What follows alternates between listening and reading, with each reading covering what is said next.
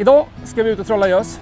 Någonting som i Sverige är lika starkt förknippad som jordgubbar och sill på midsommarafton. Vi ska ge oss ut på en stor svensk insjö där gösen faktiskt går att fånga även dagtid. Vi hoppas det i alla fall. Jag tänkte dela med mig lite tips och tricks hur jag tänker, hur jag lägger upp min gös-trollingdag. Så häng på så sticker vi ut och ser om de är på hugget. Gösfiske är ju starkt förknippat med ljumma sommarnätter för många, men faktum är att det går riktigt bra att komma till tals med gösen även dagtid. Framförallt i grumligare vatten då, så att ibland får man fiska djupare för att hitta aktiv fisk. Men idag ska vi fiska dem ytligt. Gösen har lekt klart, lämnat grynnorna, gått ut och börjat äta upp sig.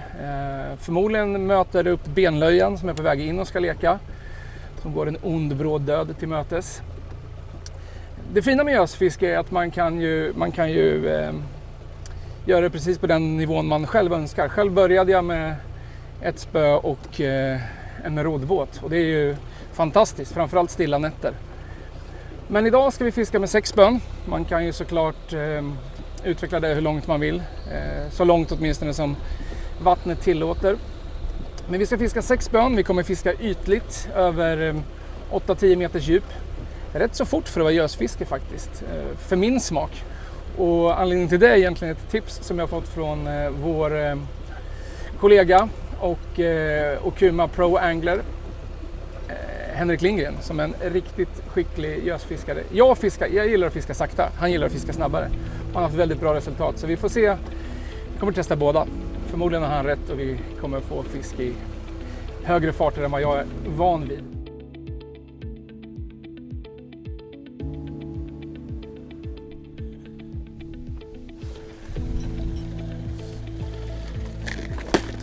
Alla som känner mig vet att jag gillar att fiska naturliga färger.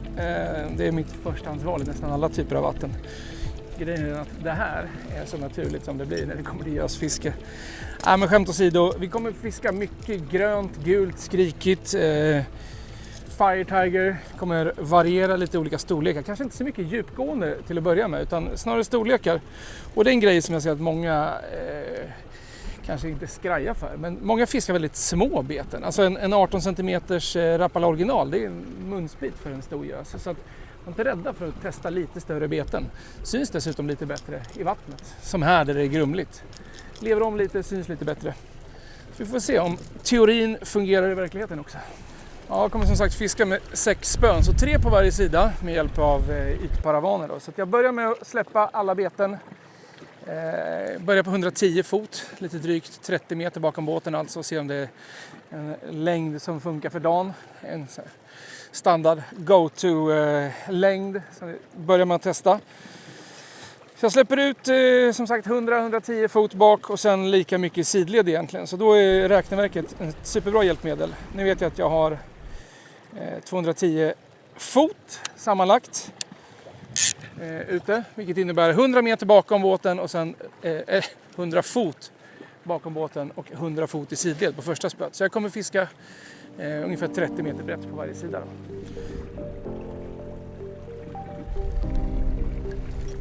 Under dagen kommer vi nog varva och köra både elmotor och den stora motorn. Och det har egentligen med att göra med att när vi går mot vinden, det blåser ganska mycket, så kommer det är lättare att hålla en jämn, lite högre fart med den stora motorn. Så att, anledningen till att vi fiskar här, det är ganska exponerat utåt, det är därför det blåser mycket. Men det är också för att här ute så finns det mycket lekgrynnor där gösen har lekt, de är klara, gått ut och jagar. Och sen innanför oss så har vi lekområden för benlöja och klassiska uppehållsplatser för vitfisk överhuvudtaget. Så det är perfekt.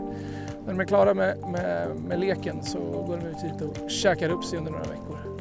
Sen sprids de under sommaren och gös kan man ju hitta i alla vattenlager egentligen från botten ända upp, men som idag, ytligt då. Så där då är alla 6 spöna ute, 3 på varje sida som sagt. Vi fiskar på 11-12 meters djup. Det är betarna surfar fram i ytan.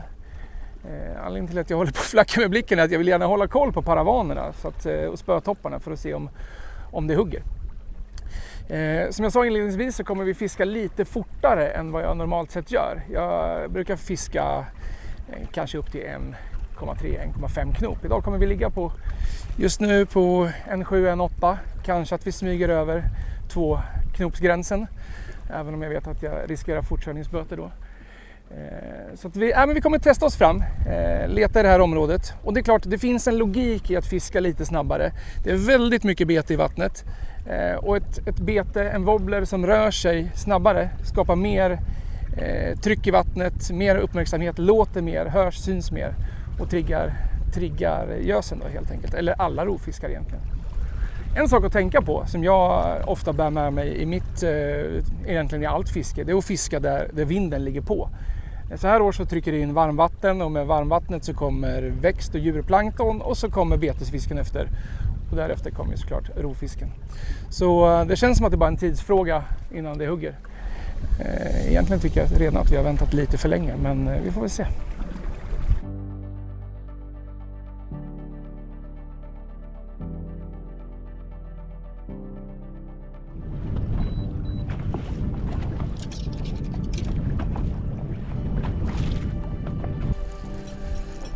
Så då, första fisken, första hugget på yttersta spöt. 12 meter djupt, den simmar precis i ytan. Ja, men det är lite enligt gameplan då kan man säga. Något som är viktigt att tänka på när man fiskar med flera spön och paravaner, det är ju att när hugget kommer att man löser ut paravanen, sen låter man fisken komma in bakom båten. Så att för där får man ju en öppen gata så att säga mellan spöna där man kan drilla den. Är man för het och börjar drilla direkt in, då kommer den ta med sig de andra spöna, om det nu inte är på innersta spöet vill säga. Men risken är då att man får trassel och sådär. Så att ta det lite lugnt, låt fisken komma in bakom och sen kan man börja fighta den. Gösen är ju inte känd för att vara någon jättefighter, men går rätt tungt ändå. Det är lite huvudskak. Många fiskar ju med flätlina och det har jag också gjort. Men faktum är att jag senaste tiden har övergått till att köra Sufix Super 21 som är en nylon som är otroligt lite stretch i. Finns lite fördelar med stretch och det är precis för de här situationerna när det börjar närma sig lite kort lina, fisken fightar, slår med huvudet. Det blir lite förlåtande med lite gummibandseffekt så att säga. Och sen spetsar jag istället på den så kör jag en fluorkarbontafs då, ytterst. Någon meter eller lite drygt så. Kolla vad långt, jag sitter på yttersta sista kroken bara. Så den där har bara varit på och nafsat och fastnat.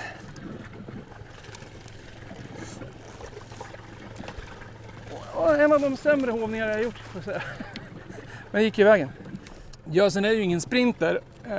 Den kan ju följa efter ett bete hur länge som helst innan den bestämmer sig för att hugga. Och det är det som gör trollingfisket så effektivt. Spinnfiskare, då har du liksom ditt kast, den kastlängden på dig att få. Här kan fisken följa efter hur länge som helst. Och det är förmodligen det den här gösen hade gjort. Följt efter och så till slut så bara provsmakar den lite. Och så fastnar den. Och det är jätteviktigt då att man har sylvassa krokar. Gösen är stenhård i munnen så sylvassa krokar, ett måste, annars kommer man tappa mycket fisk. Långt ifrån någon jättefisk, men en vacker liten gös. Ser välmående ut, börjar äta upp sig efter leken. Och, ja, men det här är en fisk som säkert kan växa till sig och bli stor.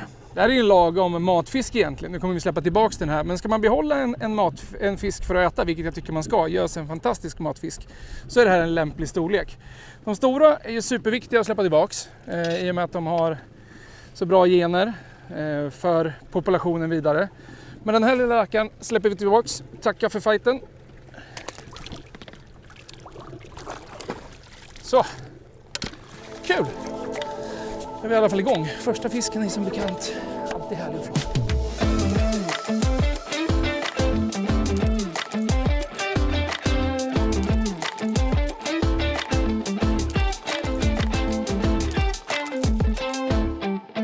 Till mitt gösfisk idag så kör jag Okumas coldwater-rullar med räkneverk. Det är inte ett måste med räkneverk, men det är ett otroligt bra hjälpmedel skulle jag säga.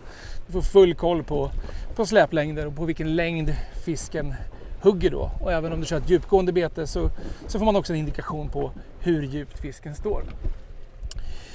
Till det så kör jag Tournament Trolling, ett 8-fots trollingspö, 10-30 pund, tvådelat. Ett otroligt lätt sätt. Jag tror faktiskt att det här är, det måste nästan vara det lättaste trollingkit jag har fiskat med faktiskt. Och det behöver inte alltid vara en fördel, för lätta spön kan också betyda att de är känsligare, men det är inte det här. Det har en så kallad UFR-tip, det är Okumas patenterade teknik på toppen. Så, vilket gör att toppen blir känslig samtidigt som den blir mycket starkare. Det låter som en omöjlig ekvation, men så är det. Och det är en stor fördel när du fiskar med paravaner till exempel. För att minsta hugg, ibland kan ju, alltså gösen är en glupsk fisk. Ibland kan du ha en fisk sitta på som är dubbelt stor som betet. Och då kanske inte linutlösaren löser ut eller du märker det. Men med den här toppen så kommer du snabbt och enkelt registrera att det sitter en fisk där ute. Dessutom så har den ju såklart en kryssbutt, vilket gör att den står stadigt och stabilt i spöhållarna eller i djupriggarna så att det inte vrider sig. Schysst insjökit skulle jag säga. Det här kan jag lika gärna trolla lax, röding, öring med. Skulle jag ge mig ut på större vatten, på Östersjön till exempel, då vill jag ha en rulle som sväljer lite mer lina. Spöt kommer gå utmärkt alla dagar i veckan och fighta riktigt stora fiskar på. På mina rullar har jag som sagt Super 21, en lina från Sufix med otroligt låg stretch.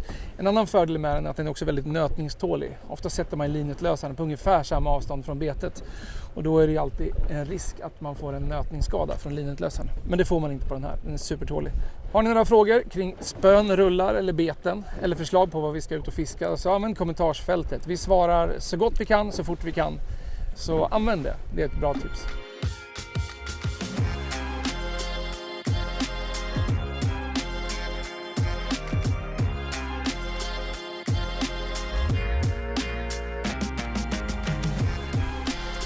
Det har gått från klarblå himmel och härlig sommardag till lite mer vind. Så vi får se om det kan göra någonting med fisket. Det var ju någon form av förändring i vädret, brukar kunna sätta fart på grejerna. Så vi får se om det här. Det ser ut som att vi kommer ha mulet resten av kvällen och vinden trycker rakt in. Jag tror att det är uppåt en 7-8 sekundmeter. Så att lite svårt att hålla farten, men får det gösen att komma igång och jaga så gör det absolut ingenting.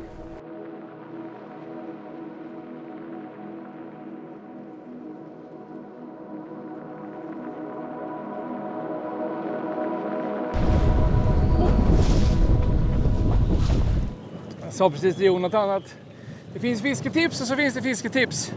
Och ett som alltid funkar, det är att börja laga mat. Och det är precis det vi gör. Börja laga lite käk. Dong! Kom hugg här. Så ja, när ingenting annat funkar då kan man alltid hälla upp en kopp kaffe eller börja laga lite käk. Faktum är att det blåser rätt duktigt. Den är ju helt okej faktiskt. Väldigt vad den var lugn. Jag ser om jag får loss en hov här. Kan vi... Så, jag skulle tippa på att det är en fisk i... den är nog lite mindre än den förra faktiskt. Men också en jättefin, välmatad fisk.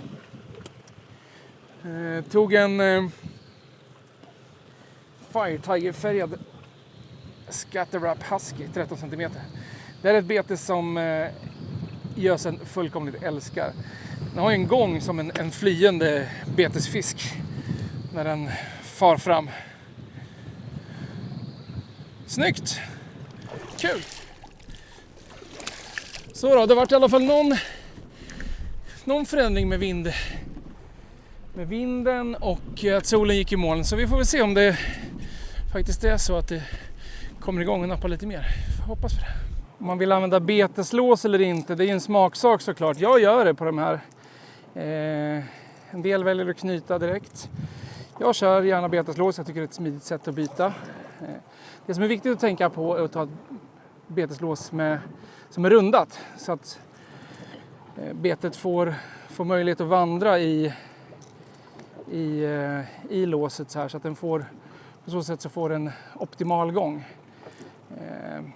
Kör man ett som är lite mer V-format eller så, den får inte riktigt samma livliga gång. Och det vill man ju ha. Framförallt vill ju gäddorna och gösarna ha det.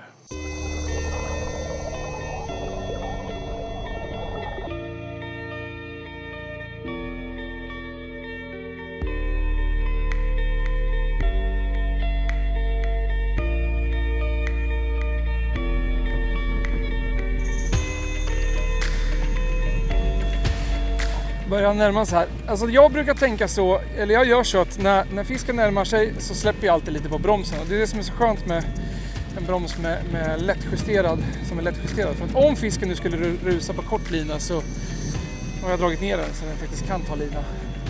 Ja, kolla, det är en jättefin gös. Ungefär samma size som de tidigare, men de är ju så fina. Ja, absolut, den där är större. Kolla vilken fin. Klockrent. Samma bete igen, den gula färgen. Alltså de är så häftiga. Det är svårt att inte gilla gösar. De har ett jäkligt speciellt utseende. Som de här vampyrlika tänderna, ryggfenan och häftiga fiskar. Riktigt läckra. Det här är ingen fisk man vill pussa, men lite på pannan då.